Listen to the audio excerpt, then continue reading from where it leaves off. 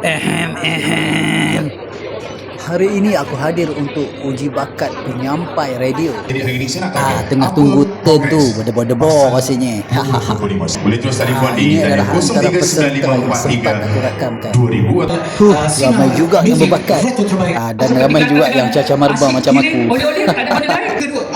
Apa-apa pun aku saja je nak dapatkan pengalaman. Assalamualaikum warahmatullahi wabarakatuh. Anda bersama DJ Oli di sini. Apa khabar semua? Di luar sana. Wow. Hari ini cuaca baik. Hari ini 10 Januari 2026 bersamaan dengan 20 Rejab 1447 Hijriah. Ya, apa khabar anda di luar sana? Baik. Saya terdengar ada jawapan baik. Tak sangka dalam konti ni pun boleh dengar suara di luar sana. Ada hantu ke? Ya.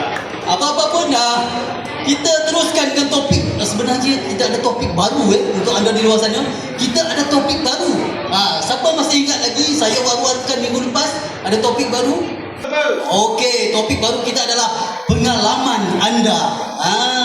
Anda boleh calling, boleh WhatsApp kami di Sinar Music Retro Terbaik. So, anda di luar sana, jika nak berkongsi pengalaman anda, silalah telefon kami sekali lagi di Sinar Music Retro Terbaik. Itu sahaja daripada saya. Terima kasih. Okey, macam Zurin kata tadi, formatnya adalah untuk penyampai radio.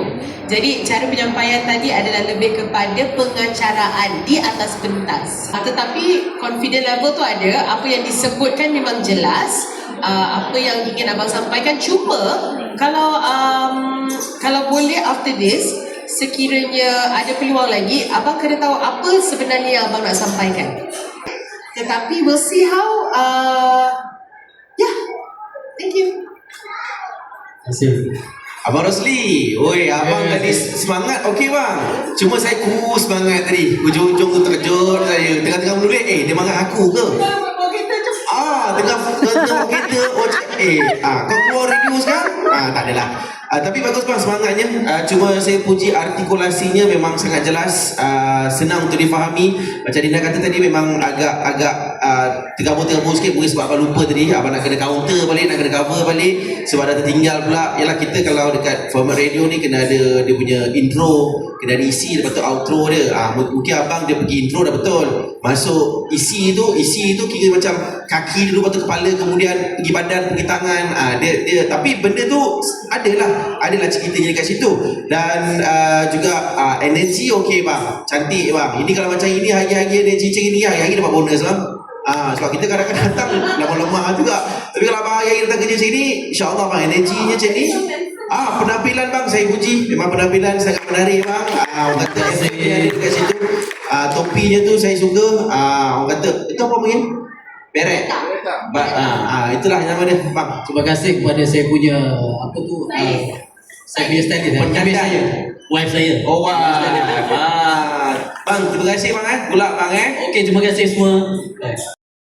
Yang baju putih tu peserta pertama memang mantap dan hebat brother ni.